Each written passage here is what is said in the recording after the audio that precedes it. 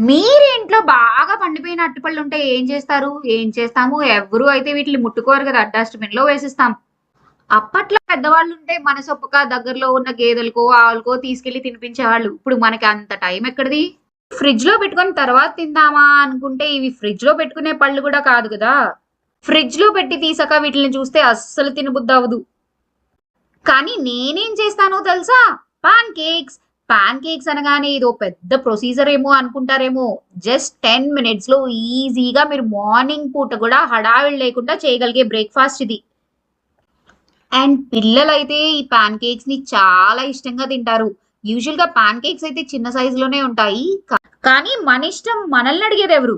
మనకి టైం లేకపోతే సింగిల్‌గా పెద్దదైనా వేసుకొని దాన్ని పీసెస్ కట్ చేసుకొని హనీ డ్రిజిల్ చేసుకొని తింటే సూపర్‌గా ఉంటుంది. సో, నెక్స్ట్ టైమ్ బ్రేక్‌ఫాస్ట్‌కి టైం లేకపోయినా బాగా పండిన బనానాస్ కనిపించినా ఈ బ్రేక్‌ఫాస్ట్ వెంటనే చేసేయండి.